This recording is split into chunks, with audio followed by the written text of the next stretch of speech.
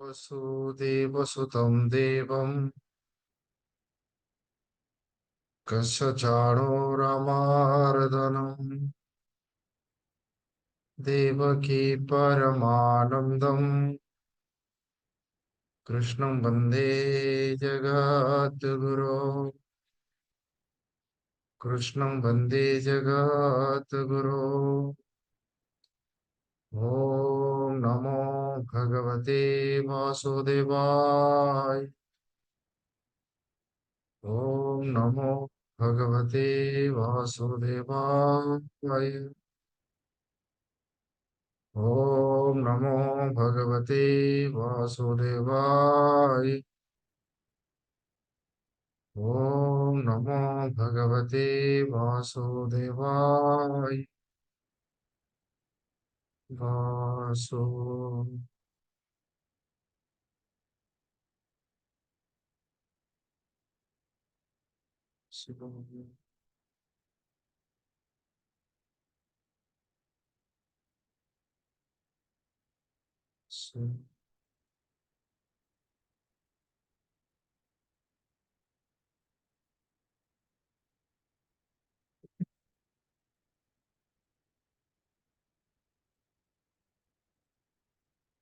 द्वितीय अध्यायर 47 नंबर श्लोक ऊपर आम विचार करुचे। भगवान अर्जुन को कहते मनीष बिना कर्म रे रही पारिबो नाही एवं कर्म करी शांति पाई पारिबो नाही। बिना कर्म रे रही पारिबो नाही एवं कर्म करी शांति पाई पारिबो नाही। कर्म करिबा पाई मनीष बाध्य। शरीरर जो क्रिया चलीची शरीरर क्रिया सहित कर्तृत्वर अभिमान हेले ताकू कर्म कुहाଯାଏ। व्यक्ति बसिथिबा समय रे ता भितरे गुटे वृत्तिर उदय ହେଲା। ए जो वृत्तिर उदय एवं लय होची एक क्रिया। तेणु वृत्तिर उदय एवं लय होची क्रिया। ए उदय एवं लय रे धर्म नहीं कि अधर्म नहीं, पाप नहीं कि पुण्य नहीं, कि कुहागला क्रिया। किंतु वृत्ति उदय समय रे व्यक्ति अजानतरे अज्ञात सारे अलक्ष्य जदि वृत्ति जदि व्यक्ति जदि वृत्ति सहित मिसी जाए ताकू कुहाଯାଏ प्रतिक्रिया। क्रिया एवं प्रतिक्रिया भितरे ये होची फरक। कर्म होची व्यक्ति जेते बेले स्वतंत्रता सहित वृत्ति सहित मिसे। सजागता सहित व्यक्ति जेते बेले वृत्ति सहित मिसे ताकू कुहाଯାଏ कर्म। क्रिया बुझिले प्रतिक्रिया बुझिले कर्म बुझिले जेते बेले व्यक्ति भितरे वृत्ति उदय हुए सेते बेले व्यक्ति भितरे थिबा वृत्ति दी भागे ही जाए। अर्धांश रे कुहाଯାଏ ज्ञाता एवं अर्धांश रे कुहाଯାଏ ज्ञेय। ए ज्ञाता एवं ज्ञेयर वर्गीकरण केवल मनीष भितरे हुए आउ कहा भितरे हुए नहीं। ए ज्ञाता जेते बेले ज्ञेय को ज्ञेय सहित अभिमान करे ताकू कुहाଯାଏ कर्म। ताकू कुहाଯାଏ कर्म। एवं कर्म जदि मनीष करिब असंतोष रे रहिब। तेणु भगवान कर उपदेश होची कर्म को कर्म जोगरे रूपांतर करिदबा। यज्ञार्थात कर्मण अन्यत्र लोकयम कर्म बंधन। तेणु जो 47 नंबर श्लोक रे भगवान ये जो सिद्धांत कहते से सिद्धांतर प्रथम सिद्धांत होची कर्मणि एव अधिकार। मनीष पाखरे कर्म स्वतंत्रता अछि। कर्म स्वतंत्रता अछि। अधिकार शब्दर आउ एक अर्थ संत माने करंती अधिकार माने योग्यता। किंतु अधिकार शब्दर विशेष अर्थ होची स्वतंत्रता। ଏ ମଣିଷ ପାଖରେ କର୍ମ ସ୍ୱତନ୍ତ୍ରତା ଅଛି। କର୍ମ ସ୍ୱତନ୍ତ୍ରତା କଣ? ନା ସେ ଚାହିଁଲେ କରିବି ପାରିବ, ସେ ଚାହିଁଲେ ନ କରିବି ପାରିବ। କର୍ତ୍ତୁମ ଅକର୍ତ୍ତୁମ। ଯେହେତୁ ଏ ସ୍ୱତନ୍ତ୍ରତା ମଣିଷ ପାଖରେ ଅଛି, ଯାହା କରିବା ଉଚିତ ତାକୁ ସେ ବି କରେ, ଯାହା ନ କରିବା ଉଚିତ ତାକୁ ବି ସେ କରେ, କାରଣ ତା ପାଖରେ ସ୍ୱତନ୍ତ୍ରତା ଅଛି। ଯେତେବେଳେ ଯାହା କରିବା ଉଚିତ ତାକୁ ସେ କରେ, ତାକୁ କୁହାଯାଏ କର୍ତ୍ତବ୍ୟ। ଯାହା ନ କରିବା ଉଚିତ ଯେତେବେଳେ ସେ କରେ, ସେତେବେଳେ କୁହାଯିବ ଜିଦିଆ ବ୍ୟକ୍ତି, ଷ୍ଟବର୍ନ ମାଇଣ୍ଡ।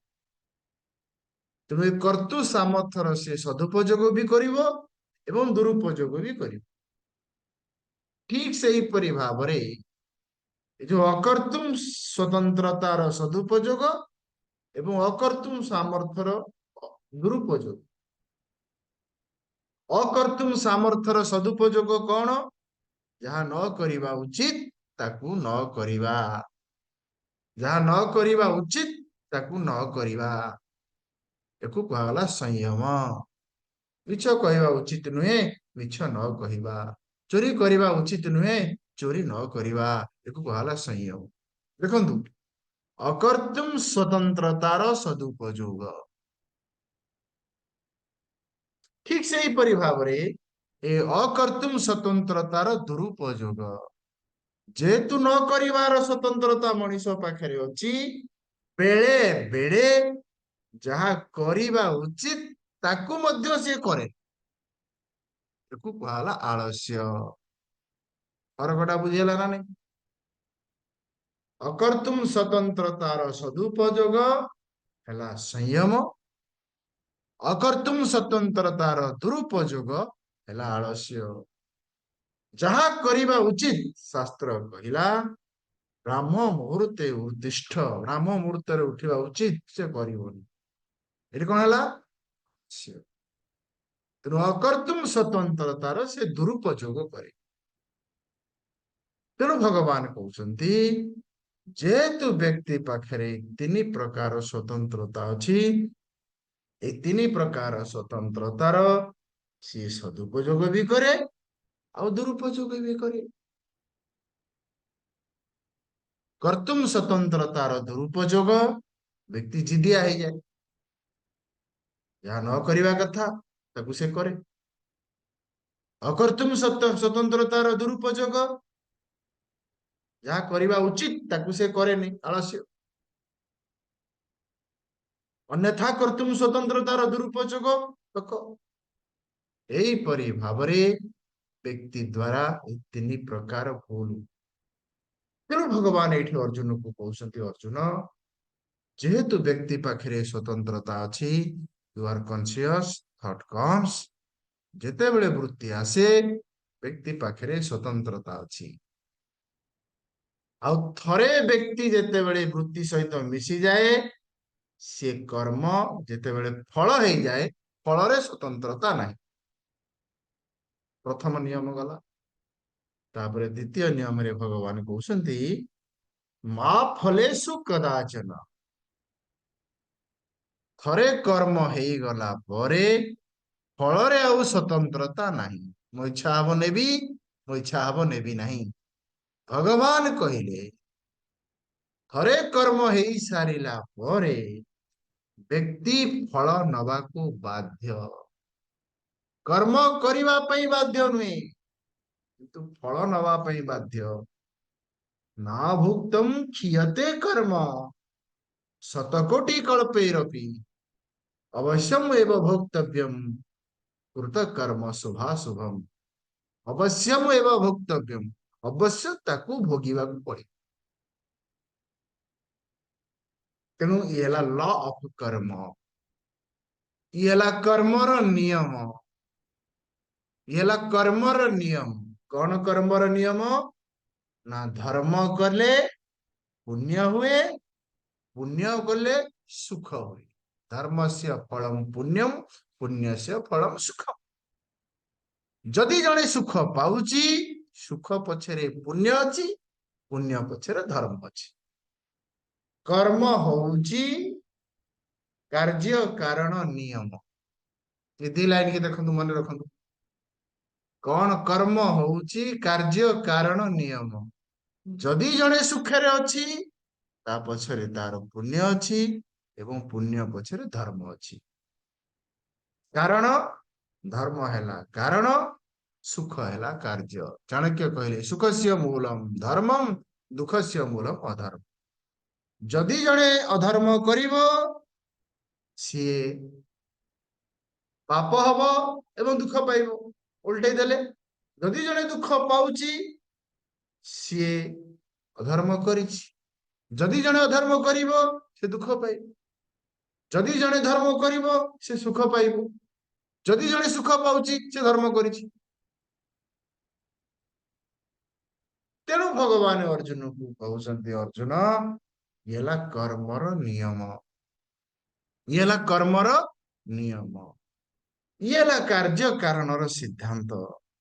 तेणु तू कर्म करिबा समय रे ए तीनटा जिनिस त्याग करदे। ए तीनटा जिनिस को तू त्याग करदे। कौन कौन ना भगवान कहउछन्ति मा फल कर्म फल मा कर्म फल हेतु को फलाशक्ति को तू त्याग करदे। तापर भगवान कहले माते संगस्तु अकर्मणि कर्माशक्ति को तू त्याग करदे। तापर भगवान कहले कर्तृत्व आसक्ति को तू त्याग कर। तीनटा को तू त्याग करे।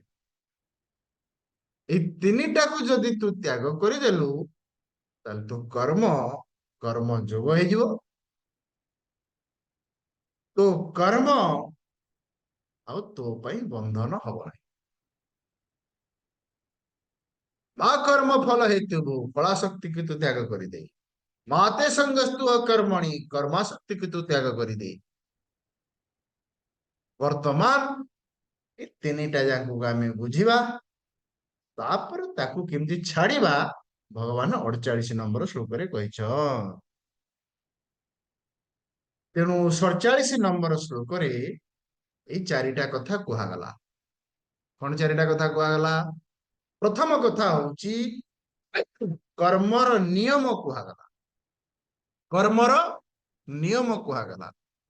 कौन कर्मर नियम ना कर्मर नियम होची एक कार्य कारणर सिद्धांत। प्रत्येक कार्य पछरे एक कारण थाए। कार्य हैला कौन ना कार्य हैला सुख कारण हैला कौन ना धर्म। कार्य हैला कौन ना दुख कारण हैला कौन। ये हैला कार्य कारण सिद्धांत। तेणु जीवन यापन कला बेले भगवान कहउछन्ति प्रत्येक कर्म केमती धर्म सम्मत हब। तेणु जो तीनटा जिनिस कर्तृत्व शक्ति कर्माशक्ति गोटे है फलाशक्ति। तेणु प्रथमे आम बुझा कर्तृत्व शक्ति कौन तापर आम बुझा कर्माशक्ति कौन तापर आम बुझा फलाशक्ति कौन एवं ये तीनटा जाक को छाड़िबा केमिति। आगे तला आड़ू जा तला आड़ू जा कौन आगे फलाशक्ति की बुझा कारण फलाशक्ति ठारू कर्माशक्ति होची सूक्ष्म सूक्ष्म फल कर्माशक्ति ठारू कर्तृत्व शक्ति होची सूक्ष्म। तेणु स्थूलटा को बुझिकी देले बुझाटा सहज हम। स्थूलटा को बुझी सारा पर सूक्ष्मटा बुझाटा आउ टिके सहज हम। तेणु प्रथम होची फलाशक्ति। दीटा शब्द मिसिकी तैयारी गोला फल गोला आसक्ति फलाशक्ति। फलाशक्ति कौन ना फलाशक्ति होची कौनसी कर्म करी सारिला परे मो भीतरे एक भावना थाए जे एटा मु मो पाई करूची एथुरु जहा उत्पन्न हब ये मो पाई आचरण। कौनसी एक स्वार्थ को आखि आगे रखी व्यक्ति जो कर्म करे ताकू कहा जाए फलाशक्ति। मु कौन पाई एकु करी मते कौन एथुरु मिली फलाशक्ति। action with desire desire oriented life। आपण निजे चिंता करो आपण घरे ଆପଣ ବି କାମ କରୁଛନ୍ତି, ଆପଣଙ୍କ ଘରେ ଆପଣଙ୍କର କାମ ବାଲି ଆସିକିରି ବି କାମ କରୁ, ଆପଣଙ୍କର କାମ ବାଲି ବି ସେଇ ଘର ଓଳଉଛି, ଆପଣ ବି ସେଇ ଘର ଓଳଉଛି, ଆପଣ ବି ସେଇ ଘରର ବାସନ ମାଜୁଛନ୍ତି, ସେ ବି ବାସନ ମାଜୁଛି, କିନ୍ତୁ ଫରକ କଣ ନା ତାର ଯୋଉ କର୍ମ ଫଳାଶକ୍ତି ଗୋଟେ ଫଳ ସହିତ ଯୋଡି ହେଇଛି, ଏଇତିକ କର୍ମ ଯଦି ମୁଁ କରିବି ମତେ ମାସ ଶେଷରେ ଏତିକ ଫଳ ମିଳିବ। ସିଏ କର୍ମ ସହିତ ଯୋଡି ହେଇକିରି କର୍ମ କରୁନି, ସିଏ କର୍ମ ସହିତ ଯୋଡି ହେଇକିରି କର୍ମ କରୁନି, ତାର ଆଟେନସନ ହଉଛି ଫଳାଶକ୍ତି। ଫଳାଶକ୍ତି ମାନେ ମୁଁ ଯଦି ଏଟା କରିଛି ମୁଁ ଏଟା ନେବି, ଆଉ ଏତିକି ଯଦି ନେବି ଏତିକି ମୁଁ କରିବି। ଫଳାଶକ୍ତି ହଉଛି ବ୍ୟକ୍ତି ଯେତେବେଳେ ନିଜର ବ୍ୟକ୍ତିଗତ ସୁଖ ଏବଂ ସୁବିଧା ଏବଂ ସୁରକ୍ଷା ପାଇଁ କର୍ମ କରେ। ଫଳାଶକ୍ତି ବୁଝିଗଲା। ତାପରେ ବର୍ତ୍ତମାନ ଆମେ ଦ୍ୱିତୀୟକୁ ଯିବା। ଦ୍ୱିତୀୟଟି ହଉଛି କର୍ମାଶକ୍ତି। କର୍ମାଶକ୍ତି ମାନେ କଣ ନା ବ୍ୟକ୍ତି ଭିତରେ କର୍ମ କରୁ କରୁ କର୍ମ ପ୍ରତି ଏକ ଆସକ୍ତି ହେଇଯାଏ, ତାକୁ ସେ ଛାଡିବା ପାଇଁ ଚାହେଁ। ଯଦି ଗୋଟେ କର୍ମ ମୁଁ ଆରମ୍ଭ କରିଛି, ସେ କର୍ମ ହୁଏତ ଆଉ କାହା ଦ୍ଵାରା ପୂରଣ ହେଇପାରେ, କିନ୍ତୁ କର୍ମାଶକ୍ତି ଥିଲେ କଣ ମୁଁ ଏଇ କର୍ମ ହିଁ କରିବି, ଏଇ କର୍ମଟାକୁ ମୁଁ ଆରମ୍ଭ କରିଛି ମାନେ ମୁଁ ଏଇ କର୍ମକୁ ମୁଁ ହିଁ ଶେଷ କରିବି। ଏକ ନିର୍ଦ୍ଦିଷ୍ଟ କର୍ମ ସହିତ ଯୋଡି ହବାର ଯୋଉ ଇଚ୍ଛା ତାକୁ କୁହାଗଲା କର୍ମାଶକ୍ତି। ଏଇ କର୍ମ ମୁଁ କରିବି ଆଉ ଏ କର୍ମ ମୁଁ କରିବି। କାରଣ ଆସକ୍ତି କହିଲେ ଦିଟା ଜିନିଷକୁ ବୁଝାଏ, ଗୋଟେ ହେଲା ରାଗ ଆଉ ହେଲା ଦ୍ୱେଷ। ଆସକ୍ତି ଏପରି ଏକ ନଦୀ ଯୋଉ ନଦୀର ଦିଟା ଧାରା। ଫଳାଶକ୍ତି ଏକୁ ମୁଁ ନେବି ଏକୁ ମୁଁ ନେବିନି, ଯଦି ଏତିକି ଦେବେ ମୁଁ ନେବି ଆଉ ଯଦି ଏତିକି ଦେବେ ମୁଁ ନେବିନି। କର୍ମାଶକ୍ତି, କର୍ମାଶକ୍ତି ହେଲା କଣ ନା କର୍ମାଶକ୍ତି ହଉଛି ଏଇ କର୍ମ ମୁଁ କରିବି ଆଉ ଏଇ କର୍ମ ମୁଁ କରିବି ନାହିଁ। ଠାକୁର ଘର ମୁଁ ସଫା କରିଦେବି କିନ୍ତୁ ବାଥରୁମ ମୁଁ ସଫା କରିବି। ତେଣୁ ଗୋଟେ କର୍ମ ପ୍ରତି ଘୃଣାଭାବ, ତାଠୁ ଦୂରେଇ ରହିବାର ଭାବନା, ଆଉ ଗୋଟେ ପ୍ରତି କର୍ମ ପ୍ରତି ଆକର୍ଷଣର ଭାବ, ଗୋଟେ କର୍ମ ପ୍ରତି ଆଶା ଏବଂ ଆକାଂକ୍ଷା, ଆଉ ଗୋଟେ କର୍ମ ପ୍ରତି ଆପତ୍ତି ଏବଂ ଅଭିଯୋଗ। ଦେଖନ୍ତୁ କର୍ମାଶକ୍ତି,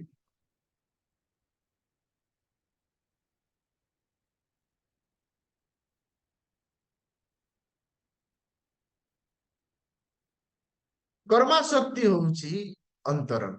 କର୍ମାଶକ୍ତି ଭଗବାନ କହୁଛନ୍ତି ଫଳାଶକ୍ତିକୁ ବି ଛାଡିବାକୁ ପଡିବ,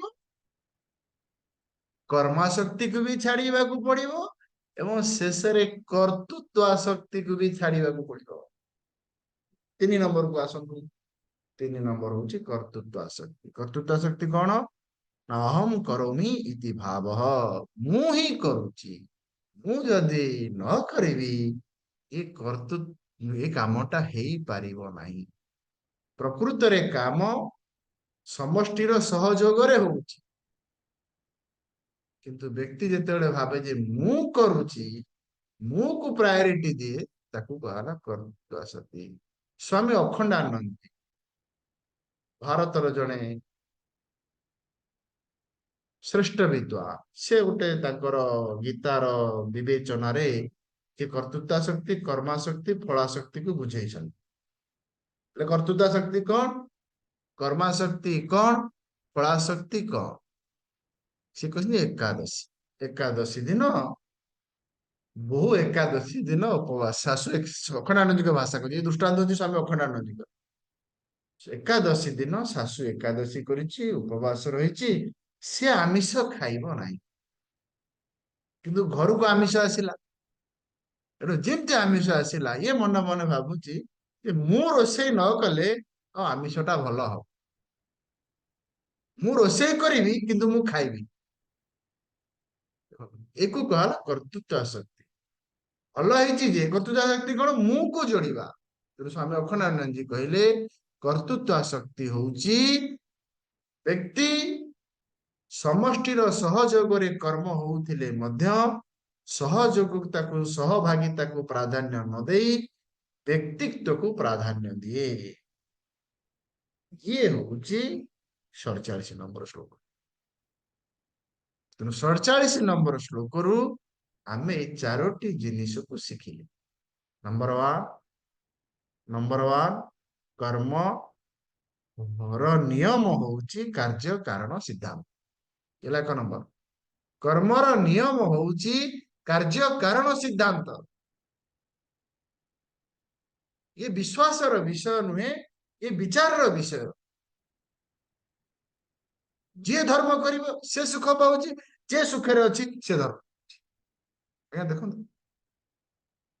देखंतु जे अधर्म करिब से दुखरे रहिब, जे दुखरे अछि से अधर्म करिछि।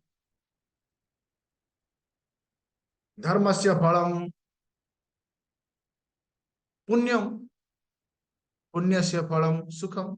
एला कर्म कार्य कारणर नियम। भगवान कहले ये जदि कार्य कारणर नियम तू कर्म कला बेले ए 3टा जिनिस को छाड़ी दे। जदि ए 3टा जिनिस को छाड़ी देलु तो कर्म धर्म हे जीव।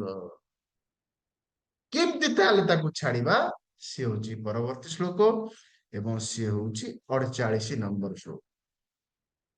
एवं 48 नंबर श्लोक होची कर्म योगर सूत्र। श्री भगवान वाच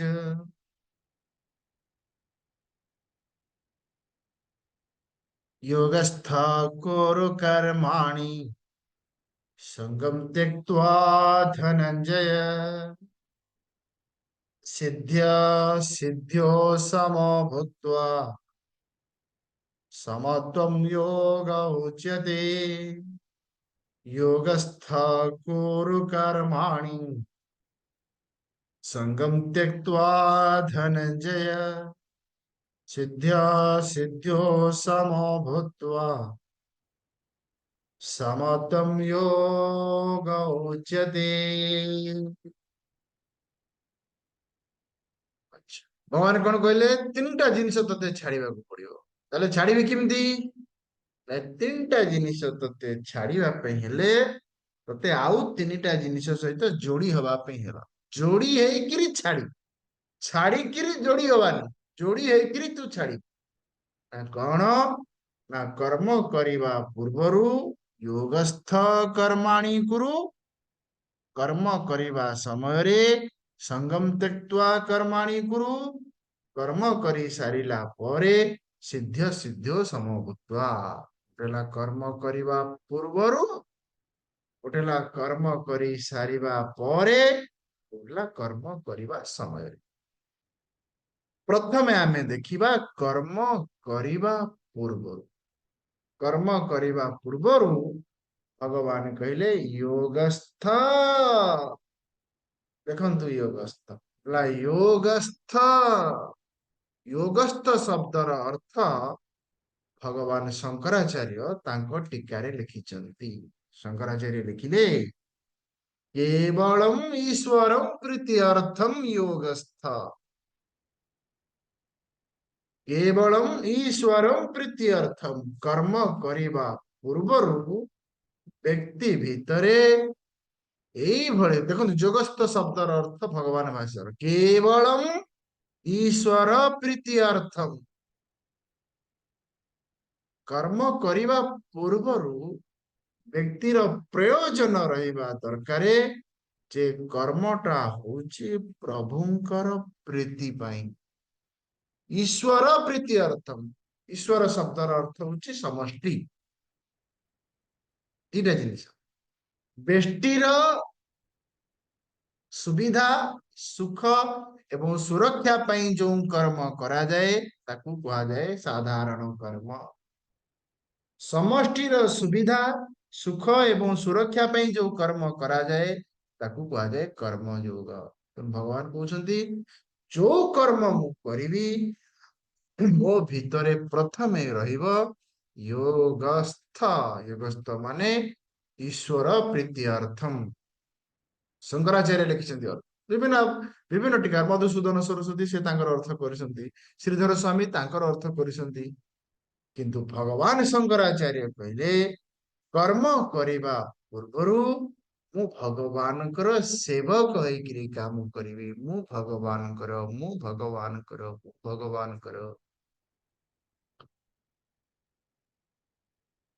ଯଦି ମୁଁ ଭଗବାନଙ୍କ ପାଇଁ କରିପାରୁନାହିଁ ତାହେଲେ ପରିବାର ପାଇଁ କରିବି, ତାହେଲେ ସମାଜ ପାଇଁ କରିବି, କିନ୍ତୁ ବ୍ୟକ୍ତିଗତ ସୁବିଧା ସୁଖ ସୁରକ୍ଷା ପାଇଁ କରିବି ନାହିଁ। ପ୍ରଥମରେ ଭଗବାନ କହିଲେ କର୍ମ କରିବା ପୂର୍ବରୁ ସେବକ ବୁଦ୍ଧି, କର୍ମ କରିବା ସମୟରେ ସମର୍ପଣ ବୁଦ୍ଧି ଏବଂ କର୍ମ କରି ସାରିଲା ପରେ ସମତ୍ଵ ବୁଦ୍ଧି ବା ପ୍ରସାଦ ବୁଦ୍ଧି, ଏ ତିନିଟା ଜିନିଷ। କର୍ମ କରିବା ପୂର୍ବରୁ ସେବକ ବୁଦ୍ଧି, କର୍ମ କରିବା ସମୟରେ ସମର୍ପଣ ବୁଦ୍ଧି, କର୍ମ କରି ସାରିଲା ପରେ ପ୍ରସାଦ ବୁଦ୍ଧି।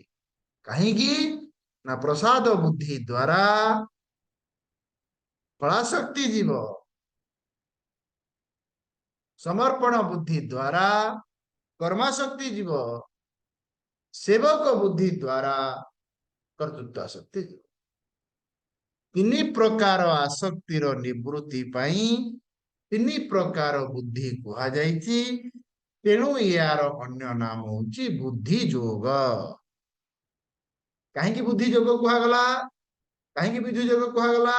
ନା ପ୍ରଥମେ ହଉଛି ସେବକ ବୁଦ୍ଧି। ସେବକ ବୁଦ୍ଧିର ଅର୍ଥ କଣ? ସେବକ ବୁଦ୍ଧିର ଅର୍ଥ ହଉଛି ମୁଁ କଣ କରୁଛି ତାହା ବଡ କଥା ନୁହେଁ, ମୁଁ କାହାର ହେଇକିରି କରୁଛି ସେଟା ବଡ କଥା। ଏଇଟା ଜିନିଷ ଦେଖନ୍ତୁ, ମୁଁ ଚାହା କରୁଛି, ମୁଁ ରୋଷେଇ କରୁଛି, ଏଟା ହେଲା କର୍ମ, କିନ୍ତୁ ମୁଁ କାହାର ହେଇକିରି କରୁଛି, ଚାହାଟା କିଏ ପିଇବ, ରୋଷେଇଟା କିଏ ଖାଇବ, ଏଟା ପ୍ରଥମେ। ମୁଁ କାହାର ହେଇକିରି କର୍ମ କରୁଛି? ଭଗବାନ କହିଲେ ତୁ ଯଦି ଭଗବାନଙ୍କ ସହିତ ଯଦି ନିଜକୁ ତୁ ଯୋଡି ନ ପାରିଲୁ, ସ୍ରଷ୍ଟା ସହିତ ଯଦି ତୁ ନିଜକୁ ଯୋଡି ନ ପାରିଲୁ, ସୃଷ୍ଟି ସହିତ ଯୋଡ। ଆଜ୍ଞା ଧ୍ୟାନ ଦିଅ, ସ୍ରଷ୍ଟା ସହିତ ଯଦି ଆପଣ ନିଜକୁ ଯୋଡି ପାରୁନାହାନ୍ତି, କାହା ସହିତ ଯୋଡନ୍ତୁ? ସୃଷ୍ଟି ସହିତ ଯୋଡନ୍ତୁ। ଯଦି ସୃଷ୍ଟି ସହିତ ଯୋଡିଲେ ତାକୁ କୁହାଗଲା ସେବା। ଯଦି ସୃଷ୍ଟି ସହିତ ଯୋଡିଲେ ତାକୁ କୁହାଗଲା ସେବା। ଯଦି ସ୍ରଷ୍ଟା ସହିତ ଯୋଡିଲେ ତାକୁ କୁହାଗଲା ସମର୍ପଣ। ଆଉ ଯଦି ସୃଷ୍ଟି ସହିତ ଯୋଡି ପାରିଲେନି କି ସ୍ରଷ୍ଟା ସହିତ ଯୋଡିଲେନି, ନିଜ ସହିତ ଯୋଡିଲେ ତାକୁ କୁହାଗଲା ସ୍ୱାର୍ଥ। ତେଣୁ ଭଗବାନ କହୁଛନ୍ତି ତୁ କର୍ମ କରିବା ପୂର୍ବରୁ ଶରୀର ସହିତ ଯୋଡି ହଉଛୁ ନା ସୃଷ୍ଟି ସହିତ ଯୋଡି ହଉଛୁ ନା ସ୍ରଷ୍ଟା ସହିତ ଯୋଡି ହଉଛୁ? ଆଉ ତ ଯୋଡି ହବାର ଜାଗା ନାହିଁ, ତିନିଟା ଜାଗା ଅଛି। ଯଦି ତୁ ଶରୀର ସହିତ ଯୋଡି ହେଇକିରି କର୍ମ କଲୁ ତାକୁ କୁହାଗଲା ସ୍ୱାର୍ଥ। ମୁଁ ଚାହା କଲି, ମୁଁ ପିଇଲି, ସ୍ୱାର୍ଥ। ଯଦି ସୃଷ୍ଟି ସହିତ ଯୋଡି ହେଲୁ ସେବା, ମୁଁ ଚାହା କଲି, ମୋ ମା ପିଇବ। ଯଦି ତୁ ସ୍ରଷ୍ଟା ସହିତ ଯୋଡି ହେଲୁ, ମୋ ମା ହେଲା ମୋ ପାଇଁ ଭଗବାନ, ଗୁରୁ ଅତିଥି ମାତା ପିତା ଏ ଚାରି ପ୍ରତ୍ୟକ୍ଷ ଦେବତା ଭଗବାନ। ଦେଖନ୍ତୁ ଆଜ୍ଞା, ଦେଖନ୍ତୁ ହେଲା ନା ନାଇଁ? ତିନିଟା ହେଲା ନା ନାଇଁ? ତେଣୁ ଆପଣ ଏବଂ ମୁଁ ନିଜକୁ ନିରୀକ୍ଷଣ କରି ପରୀକ୍ଷଣ କରି ନିଜକୁ ନିଜେ ପ୍ରଶ୍ନ ପଚାରିବା ଯେ କର୍ମ କଲା ବେଳେ ଏ ସେବକ ବୁଦ୍ଧି ରହୁଛି ନା କର୍ତ୍ତୃତ୍ୱ ଆସକ୍ତି ରହୁଛି? ଦିଟା, ଇଏ ରହିଲେ ଇଏ ରହିବନି, ଇଏ ରହିଲେ ଇଏ ରହିବନି, ଇଏ ରହିଲେ ଇଏ ରହିବନି, ଇଏ ରହିଲେ ଇଏ ରହିବ। ଗଲା ଏକ ନମ୍ବର। ତାପରେ ଆସନ୍ତୁ ପ୍ରସାଦ ବୁଦ୍ଧି। ପ୍ରସାଦ ବୁଦ୍ଧି କଣ? ତ୍ରିନାଥ ମେଳାରେ ଯୋଉ ବହି ପଢାଯାଏ ସେଠି ପ୍ରସାଦର ବ୍ୟାଖ୍ୟା କରାଯାଏ। ପ୍ରସାଦ ବାଣ୍ଟିଣ ଖାଇବ, ଅଳ୍ପ ବହୁତ ନ କହିବ। ତେଣୁ ଯେତେବେଳେ ଆମ ପାଖକୁ ଯାହା ଆସିକିରି ପହଞ୍ଚେ ତାକୁ ଅଳ୍ପ କହିବନି କି ବହୁତ କହିବନି। ପ୍ରସାଦ ବାଣ୍ଟିଣ ଖାଇବ, ଅଳ୍ପ ବହୁତ ନ କହିବ। କଣ କହିବ? ପ୍ରସାଦ। ପ୍ରସାଦ ମାନେ କଣ? स्वामी रामसुख दास कहले प्रसाद, प्रसाद माने प्रभुंकर साक्षात दर्शन। प्रसाद शब्दर अर्थ हଉଛି प्रसन्नता। ଯେତେବେଳେ ଆମେ ମନ୍ଦିରକୁ ଯାଏ, ମନ୍ଦିରରେ କଦଳୀ ପତ୍ର ମିଳିଲେ ବି ପ୍ରସନ୍ନ, ଅଙ୍ଗୁର ମିଳିଲେ ବି ପ୍ରସନ୍ନ, ନଡ଼ିଆ ମିଳିଲେ ବି ପ୍ରସନ୍ନ, କଦଳୀ ମିଳିଲେ ବି ପ୍ରସନ୍ନ। ଆମେ କୁହେନି ଯେ ତାକୁ କାହିଁକି ନଡ଼ିଆ ଦେଲ, ମତେ କାହିଁକି କଦଳୀ ଦେଲ, ମତେ କାହିଁକି ତୁଳସୀ ପତ୍ର ଦେଲ। ହୀନତାର ଭାବନା ନଥାଏ, ହୀନତାର ଭାବନା ନଥାଏ। କର୍ମ କରିବା ପୂର୍ବରୁ ସେବକ ବୁଦ୍ଧି, କର୍ମ କରି ସାରିଲା ପରେ ପ୍ରସାଦ ବୁଦ୍ଧି। ଏଠି କହିଲା ସମତ୍ଵ ବୁଦ୍ଧି, ସମତ୍ଵ ବୁଦ୍ଧି ଯାହା ପ୍ରସାଦ ବୁଦ୍ଧି ସେଇଆ। ପ୍ରସାଦ ବୁଦ୍ଧି କଣ? ପ୍ରସାଦ ବୁଦ୍ଧି ହଉଛି ମତେ କଣ ମିଳୁଛି ତା ବଡ କଥା ନୁହେଁ, ମତେ କାହା ଠାରୁ ମିଳୁଛି ସେଟା ହଉଛି ବଡ କଥା। ମତେ କଣ ମିଳୁଛି ସେଟା ବଡ କଥା ନୁହେଁ, ମତେ କଣ ମିଳୁଛି ଯଦି ତାକୁ ମୁଁ ଗୁରୁତ୍ୱ ଦିଏ, ତାକୁ କୁହାଯାଏ ଭୋଗ ବୁଦ୍ଧି। ଏ ମତେ କଦଳୀ ଦେ, ମତେ ନଡ଼ିଆ ଦେ, ମତେ କଣ ମିଳୁଛି ଯଦି ତାକୁ ମୁଁ ଗୁରୁତ୍ୱ ଦିଏ, ତାକୁ କୁହାଗଲା ଭୋଗ ବୁଦ୍ଧି। କାହା ଠାରୁ ମିଳୁଛି ଯଦି ମୁଁ ଗୁରୁତ୍ୱ ଦିଏ, ତାକୁ କୁହାଗଲା ପ୍ରସାଦ ବୁଦ୍ଧି। ତେଣୁ ଭଗବାନ 48 ନମ୍ବର ଶ୍ଲୋକରେ କହିଲେ, କହିଲେ କର୍ମ କରିବା ସମୟରେ ତୋ ଭିତରେ ସମର୍ପଣର ଭାବ ରହୁ। ତଦର୍ଥମ କର୍ମ କନ୍ତେୟ ମୁକ୍ତ ସଙ୍ଗ ସମାଜର। ଦେଖନ୍ତୁ 47 ନମ୍ବର ଶ୍ଲୋକ ଆଉ 48 ନମ୍ବର ଶ୍ଲୋକ ର ବିଶେଷତା। 47 ନମ୍ବର ଶ୍ଲୋକରେ ଭଗବାନ କହିଲେ ତୁ ଏ ତିନିଟା ଛାଡ଼ିଦେ। ଯଦି ତୁ ଛାଡ଼ିଦେଲୁ ତ କର୍ମଟା ଧର୍ମ ହେଇଯିବ। କେମିତି ତୁ ଛାଡ଼ିବୁ ନା ଭଗବାନ ତିନିଟା ଉପାୟ 48 ନମ୍ବର ଶ୍ଲୋକରେ କହିଲେ। ସେବକ ବୁଦ୍ଧିର ଆଲମ୍ବନ ନେଇ କର୍ତ୍ତୃତ୍ୱ ଶକ୍ତିକୁ ଛାଡ଼େ। ସମର୍ପଣ ବୁଦ୍ଧିର ଆଲମ୍ବନ ନେଇ କର୍ମାଶକ୍ତିକୁ ଛାଡ଼େ। ପ୍ରସାଦ ବୁଦ୍ଧିର ଆଲମ୍ବନ ନେଇ ଫଳାଶକ୍ତିକୁ ତୁ ଛାଡ଼େ। ତାପରେ ବର୍ତ୍ତମାନ କିଛି ଶ୍ଲୋକରେ ଭଗବାନ କହୁଛନ୍ତି ଯଦି ତୁ ଛାଡ଼ିଦେଲୁ ତୋର କଣ ଲାଭ ହବ, ଆଉ ଯଦି ତୁ ନ ଛାଡ଼ିଲୁ ତୋର କଣ କ୍ଷତି ହବ। କଣ? ଯଦି କର୍ମ କରିବା ସମୟରେ ତୋ ଭିତରୁ ବା ବ୍ୟକ୍ତି ଭିତରୁ ଏ ତିନି ପ୍ରକାର ଆସକ୍ତିର ନିବୃତ୍ତି ହେଇଯାଏ, କଣ ଲାଭ ହବ? ପରବର୍ତ୍ତୀ ଶ୍ଲୋକ। ଦୂରେଣ ହ୍ୟବରଂ କର୍ମ ବୁଦ୍ଧି ଯୋଗାତ୍ ଧନଞ୍ଜୟ ବୁଦ୍ଧୌ ଶରଣମନ୍ୱିଚ୍ଛ କୃପଣା ଫଳ ହେତବଃ। ଯିଏ କୃପଣ ସେ ଫଳ ସହିତ ଯୋଡ଼ି ହୁଏ। କୃପଣ କିଏ? ଯାହାର ଯୋଗ୍ୟତା ଅଛି ଏବଂ ଆବଶ୍ୟକତା ଅଛି। ଯୋଗ୍ୟତା ଥାଇ ଆବଶ୍ୟକତା ଥାଇ ଯିଏ ନିଜର ଯୋଗ୍ୟତାର ବିନିଯୋଗ ନ କରେ ସିଏ ହଉଛି କୃପଣ। ଆବଶ୍ୟକତା ନଥାଇ ଯିଏ ନିଜର ଯୋଗ୍ୟତାର ବିନିଯୋଗ କରେ ସିଏ ହଉଛି ଅହଙ୍କାରୀ। ଭଗବାନ କହୁଛନ୍ତି କୃପଣ। କିଏ କୃପଣ? ନା ଯିଏ କାମନା ଦ୍ଵାରା ପ୍ରେରିତ ହେଇ ଫଳ ପାଇଁ ଯିଏ କାମ କରେ ସିଏ ହଉଛି କୃପଣ। ତୁ ଅର୍ଜୁନ ଗୋଟେ କାମ କର, ବୁଦ୍ଧୌ ଶରଣମ୍ ଅନ୍ୱିଚ୍ଛ। ତୁ ଏ ବୁଦ୍ଧିର ଶରଣରେ ଯା। କୋଉ ବୁଦ୍ଧିରେ?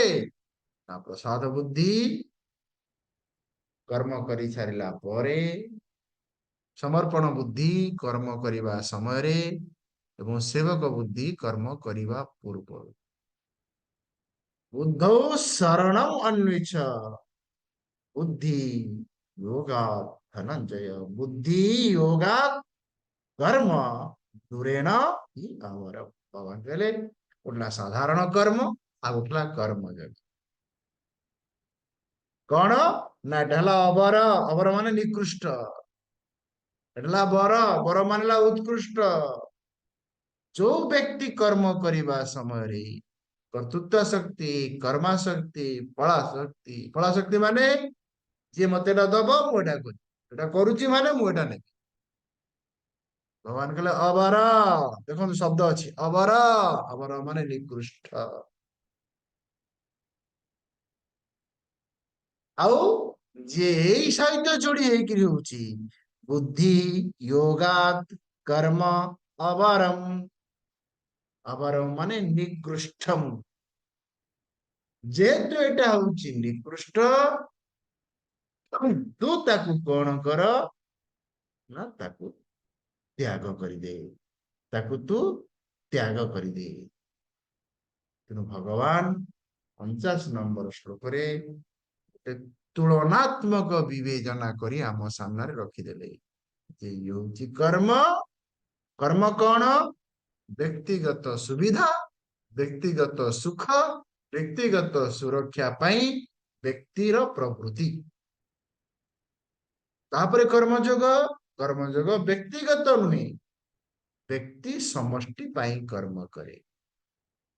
ସମଷ୍ଟିର ସୁବିଧା, ସମଷ୍ଟିର ସୁଖ ଏବଂ ସମଷ୍ଟିର ସୁରକ୍ଷା ପାଇଁ ବ୍ୟକ୍ତି ଯୋଉ କର୍ମ କରେ ତାକୁ କୁହାଯାଏ କର୍ମ। ତେଣୁ ଏଇ ଯୋଉ 48 ନମ୍ବର ଶ୍ଲୋକ, ଏ ଶ୍ଲୋକ ହଉଛି ଦ୍ୱିତୀୟ ଅଧ୍ୟାୟର ଏକ ଗୁରୁତ୍ୱପୂର୍ଣ୍ଣ ଶ୍ଲୋକ, ଯୋଉଥିରେ 3ଟା କଥା କୁହାଯାଇଛି। ତାପରେ କଣ କୁହାଯାଇଛି ତାପରେ ଆମେ ଆସନ୍ତାକାଲି ଆଲୋଚନା କରିବା।